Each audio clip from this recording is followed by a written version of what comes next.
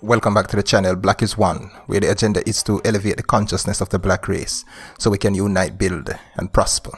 In this video, I'll be talking briefly about black separatism versus integration.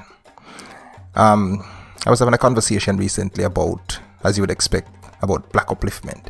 And in talking, I realized that majority of us black people do want to change our global life circumstances, but there is a group of us who are unwilling to support any movement that is solely by black people for black people. They almost feel like for black people to aspire for their own industries, to take charge of their own destiny. In other words, to have all the political and economic means that white people have for themselves is somewhat immoral. They agree that something needs to be done, and they are willing to do something. But if their contribution to the elevation of the black race will not benefit all of humanity, meaning all races, aka make white people feel included, they don't want to be a part of it. Now, what we are dealing with here is integrationist ideology being opposed to black separatism or black nationalism. These are two camps, two schools of thought that have divided the African diaspora, which we have never been able to overcome. As diaspora Africans, black people living outside of Africa, we have never been able to get a unanimous vote for any one of these ideas. So let's talk about it. And I'm going to start with separatism. What is black separatism? Or who is a black separatist? A black separatist, also called a black nationalist, is someone who believes that given our history with other races, the white race in particular, and the current environment in which we find ourselves, the way forward for the black race is for us to unite with ourselves as a nation, look inward, not to any other race, for all our needs, to be self-reliant and economically independent.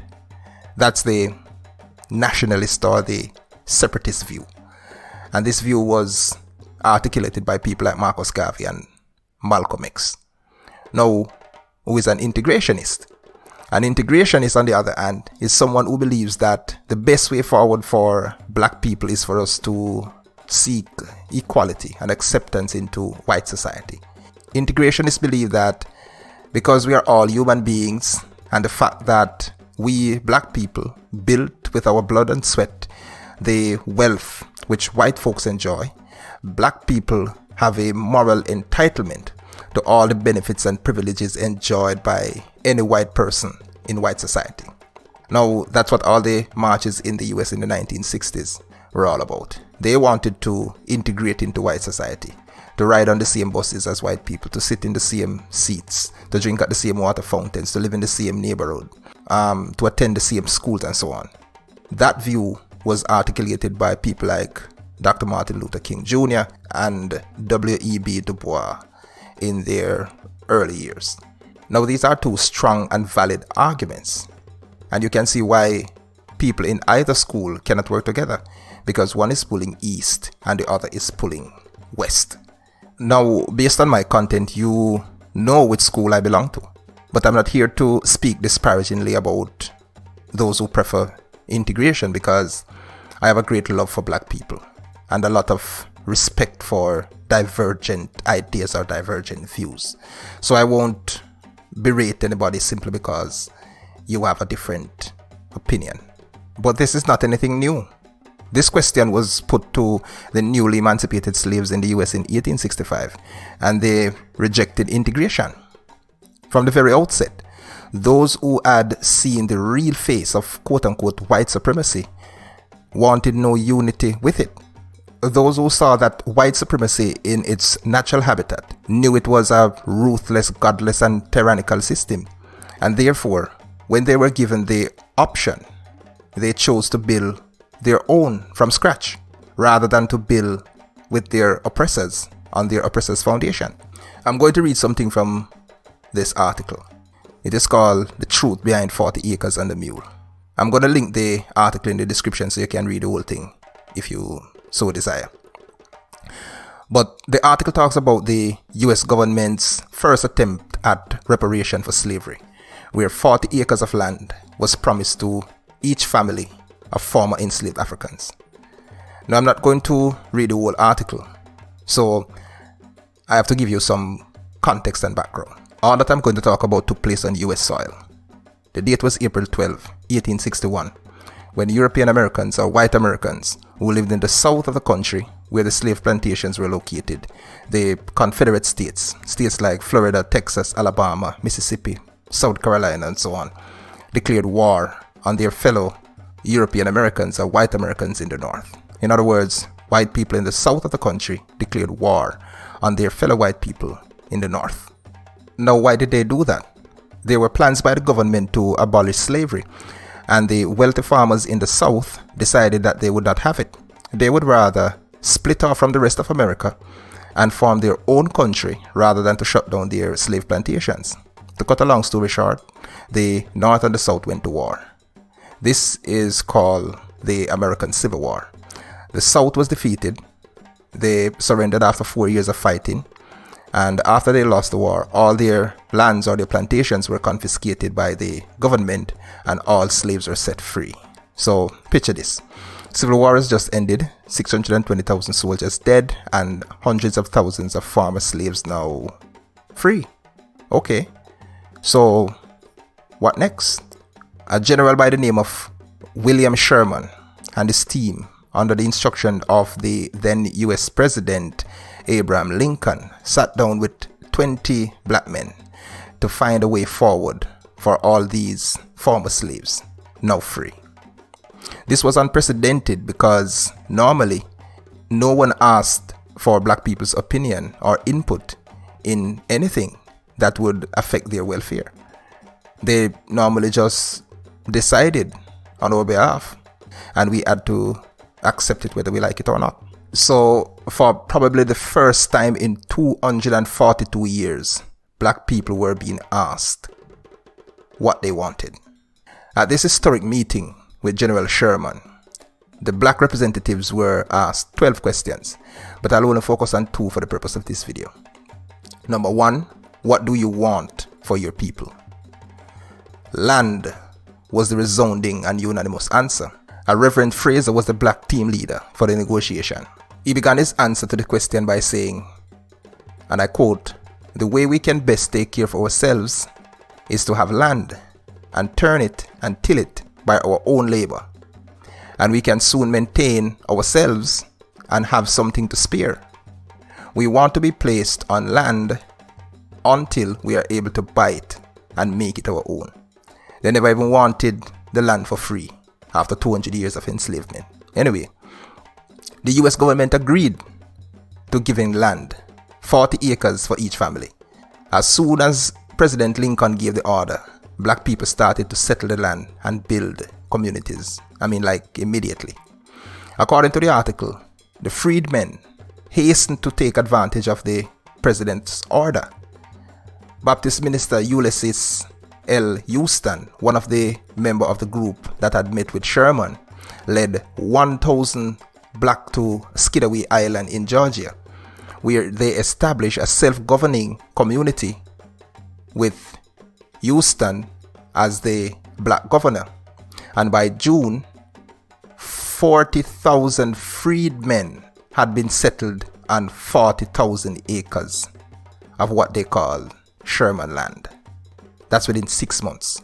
If you notice, they created their own community. They did not settle among the white population. That is because of the answer that they gave to the second question I want to focus on in this video.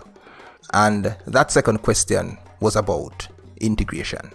According to the article, it says, during the meeting, when asked where the freed slaves would rather live, whether scattered among the whites or in colonies by themselves, without missing a beat, Brother Fraser, the team leader, replied that I would prefer, I'm quoting now, I would prefer to live by ourselves, for there is a prejudice against us in the South that will take years to get over. Now, maybe you're saying that was just the views of Brother Fraser. Being the team leader, he just spoke on behalf of everybody at the table. Well, not so.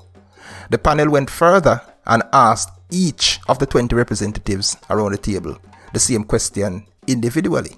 Now that you are free, where would you rather live? Amongst whites or in colonies by yourselves. 19 out of the 20 said that they agreed with Fraser. And as they would say, the rest was history.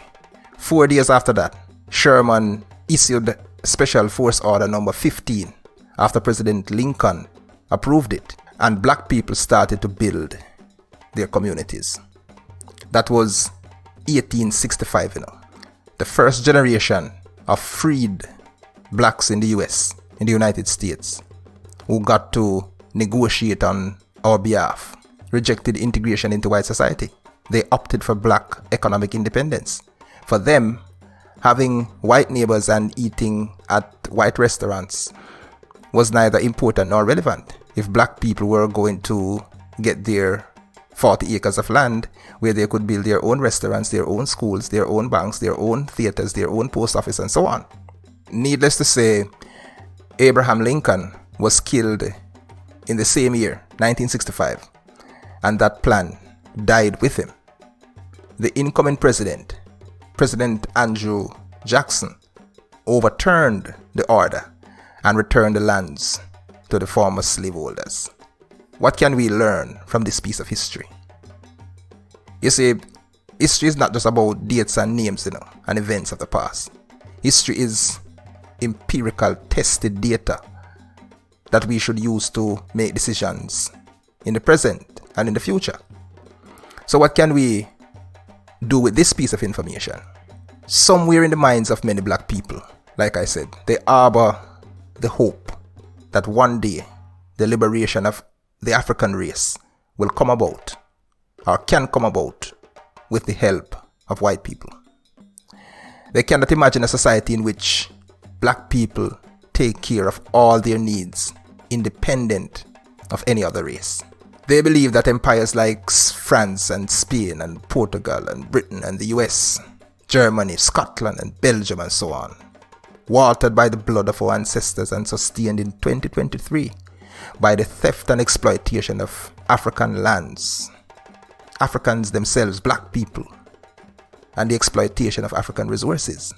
There are some black people who believe that one day these people will repent and recognize our collective humanity and allow us to thrive. That is wishful thinking, my dear friends. It is naive, and I will even go as far as to say it is unreasonable to expect the white establishment to deliver those things. For one, it goes against their self-interest. At least that's how they see it. They have created a system where the prosperity of the white world is tied to the impoverishment of the black world. The West have developed a world order in which the development of Europe is directly proportional to the underdevelopment of Africa and the rest of the non-European world. Europe is like a world parasite, frankly speaking. The second reason why it is unreasonable, I would say, to expect the white establishment to assist the progress of the black race is because that kind of behavior is not in their character. It is asking too much. It is like asking a bird to breastfeed. For white and black to live in that kind of harmony and cooperation requires a certain level of spiritual and moral development that they simply have not attained. They do not have it. I will say without apology that black people as a collective should give up on the white race for the sake of our self-preservation and progress, and instead focus our energies on working with and for ourselves. If we hinge our economic and political elevation on racial integration and inclusion, it will never happen. The white establishment is anti-black as a matter of culture and nature. Unless it is forced, it will always act to multiply the misery of the African race. We have the empirical evidence in favor of black nationalism, black self-reliance, as the first and foremost pillar of collective black progress. Now, I'm not saying that we should have this tense, standoffish kind of stance in relation to other races, but we should work to have our own spaces, be the master over our own resources, and have the final say on everything that concerns us. We can quote unquote integrate later, But first, we have to work on self-development. We should focus inward. Dance a yard before you dance abroad, so to speak. Now, I suspect that this may irritate some black folks who feel that they have a chance with white people. But I'm open to suggestions. Do you think integration can serve the long-term collective good of the African race? Do you think integration can be a better alternative to black nationalism? Do you think there's a way for both integrationists and nationalists to work together? Let me know in the comments. In the meantime, thanks for watching. Subscribe to the channel if you like the content. Share the videos, spread the word. I love black people. Black is one. Live the revolution.